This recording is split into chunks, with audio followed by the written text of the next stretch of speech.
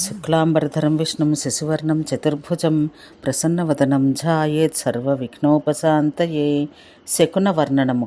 పుష్కరుడు పలికెను, పరశురామ, యాత్రా సమయాన శ్వేతవస్త్రాలు, స్వచ్ఛమైన ఉదకము, ఫలభరితమగు వృక్షము, నిర్మల ఆకాశము, క్షేత్రములలోని సస్యములు, నల్లని ధాన్యము కనబడుట అశుభము. దూది తృణములు కలిసిన ఎండిన గోమయము, సుత్తి, బొగ్గులు, గుడము, కరాయల, తల గొరిగించుకుని తైలం పట్టించుకున్న నగ్న సాధువు, ఇనుము, బురద, చర్మము, వెంట్రుకలు, పిచ్చివాడు, నపుంసకుడు, చండాలుడు, కారాగారాధికారి, గర్భిణి, విధవ, తెలకపిండి, మృత్యువు, ఊక, బూడిద, నిప్పులు, ఎముకలు, బద్దలైన పాత్రలు, ఇవి యుద్ధయాత్రా సమయమందు కనబడట అశుభం. బద్దలైన తాళము, చిప్పల ధ్వని వలె భయంకరంగా వినవచ్చు. వాద్యధ్వని మంచిది కాదు. బయలుదేరి రమ్ము అను శబ్దం ముందు నుండి వినబడితే శుభం, వెనక నుండి వినవస్తే అశుభం. వెళ్ళుము అనే శబ్దం వెనక నుండి వినబడితే శుభం, ముందు నుండి వినబడితే అశుభం. ఎక్కడికి వెళ్తున్నావు? ఆగము, వెళ్ళకము, అచటికే వెళ్ళటకే నీకు ఏమి లాభము?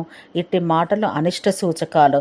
ధ్వజాదులపై గద్ద మొదలగు మాంసాహారి పక్షులు కూర్చున్నను, అశ్వ గజాది వాహనాలు తొట్టుపడి పడిపోయినను, ఆయుధం విరిగిపోయినను, ద్వారాదులు తగిలి శిరస్సుపై దెబ్బ తగిలినను, ఛత్ర వస్త్రాదులను ఎవడైనను కింద జారవిడిచిన ఈ అపశకునములన్నీ మృత్యుకారకములు.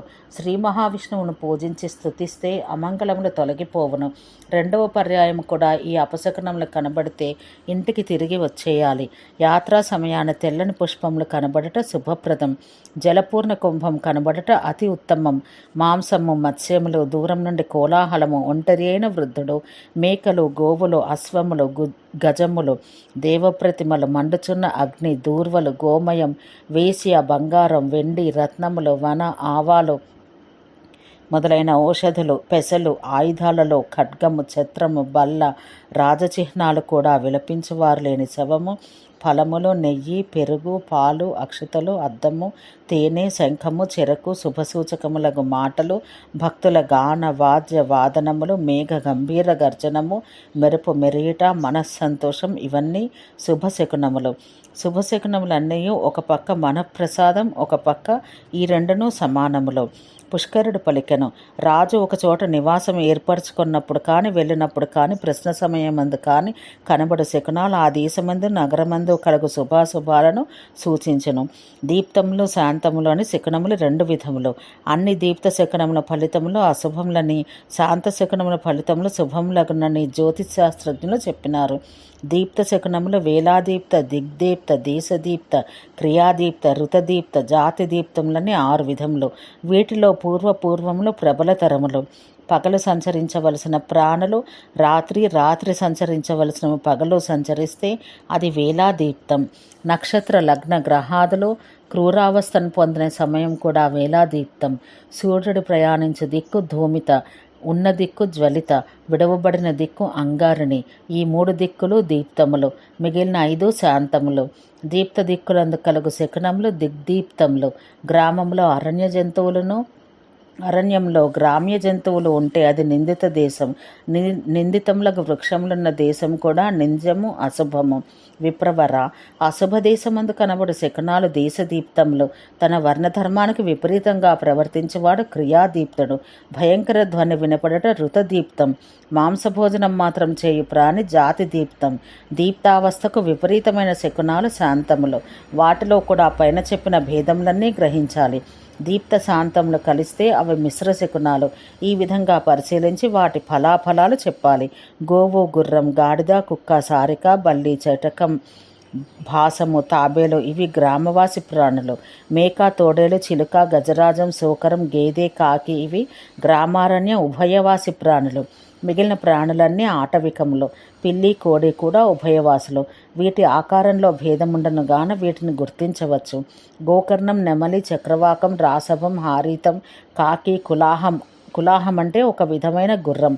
కుక్కుభం, నక్క, ఖంజరీటం, వానరం, శతఘ్నం, చటకం, కోకిల, శయనం, కపింజలం, తీతువు, శతపత్రము, పావురం ఖంజనం దాత్యూహం సుఖం రాజీవం కోడి భరద్వాజం సారంగం పగలు సంచరించు ప్రాణులు హంస లేడి పిల్లి ముంగిస భల్లూకం సర్పం రుకారి సింహం వ్యాఘ్రం ఒంటె గ్రామశూకరం మనుషులు స్వావిధం వృషభం నక్క తోడేలు కోకిల సారసం గుర్రం ముంగిస కౌపీనధారి పురుషులు రాత్రి పగలు కూడా సంచరించు ప్రాణులు యుద్ధమందు కానీ యుద్ధంకై యాత్ర చేయనప్పుడు కానీ ఈ ప్రాణులన్నీ గుంపుగా ఎదుటకు వస్తే విజయప్రదములు, వెనక నుంచి వస్తే మృత్యుకారకాలు. నీలకంఠం తన గూడు నుండి బయటకు వచ్చి ధ్వని చేయుచు ఎదురైతే అది రాజుకు అవమాన సూచకం, అది వామభాగమందు వస్తే కలహకారకం, భోజనమున బాధ కలిగించును. యాత్రా సమయాన దాని దర్శనం ఉత్తమం, దాని ఎడమ భాగం కనబడట కూడా మంచిది.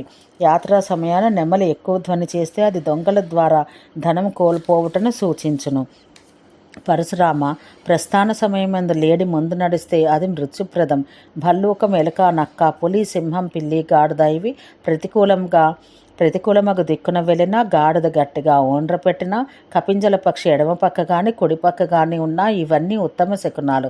కానీ కపింజల పక్షి వెనక పక్కన ఉంటే చెడ్డ ఫలం నిచ్చును. యాత్రా సమయాన తీతు కనబడకూడదు. లేడీ సూకరం చిత్రవర్ణ హరిణం ఎడమ నుండి కుడివైపు వస్తే సర్వదా కార్యసాధకం, కుడి నుండి ఎడమవైపు వెళ్తే మంచిది కాదు. ఎద్దు గుర్రం గ్రద్ద పులి సింహం పిల్లి గాడిద మొదలైనవి కుడి నుంచి ఎడమకు వెళితే మనోవాంఛిత సిద్ధిప్రదములు. శృగాలం శ్యామముఖం చుంచు పింగళ బల్లి సూకరి కోకిల పుంలింగ నామములు గల ప్రాణులు భాసము కారుషం కోతి శ్రీకర్ణం చిత్వరం కపి పిప్పీకం ఇరువు సేనం ఇవి కుడిపక్కనున్న శుభము. యాత్రాకాలమున జాతికం సర్పం చెవుల పిల్లి సూకరం ఉడుము వీటి పేరు చెప్పుట కూడా శుభమని చెప్పబడినది. భల్లూక వానరాలు విపరీత దిక్కునందు కనబడట అనిష్టకారకం. ప్రస్థానం చేసిన తర్వాత ఏ దినమున బలవత్తరమగు ఏ శకునం కనబడనో అది ఆ దినానికి మాత్రం ఫలమిచ్చును. పరశురామ పిచ్చివాడు భోజనార్థి బాలుడు శత్రువు మొదలగు వారు గ్రామసీమ ఎందు కానీ నగరసీమ ఎందు కానీ కనబడితే దానికి ఫలమేమీ ఉండదు. ఆడనక్క ఒకసారి కానీ 2 సార్లు కానీ 3 సార్లు కానీ 4 సార్లు కానీ కూస్తే శుభం, 5 లేదా 6 సార్లు కూస్తే అశుభం, 7 సార్లు కూస్తే శుభం, అంతకు మించి కూస్తే ఫలమేమీ ఉండదు. మార్గమధ్యమందు సూర్యుని వైపు పైకి ఎగిసే జ్వాల కనబడి అది చూడగానే రోమాంచకారిగాను వాహనాలు భయపడినట్లుగాను ఉంటే అది మహాభయసూచకం. ముందుగానే ఏదైనా ఒక ఉత్తమ ప్రదేశం మందు సారంగం కనబడితే అది సంవత్సరం వరకు శుభసూచకం. దాన్ని చూచుటచే అశుభం నందు కూడా శుభమగను. అందుకే యాత్ర ప్రారంభ దినమున అటు సారంగమును చూసి 1 సంవత్సరం పాటు శుభఫలప్రాప్తి కలుగుతుందని గ్రహించాలి. ఓం శాంతి శాంతి శాంతి.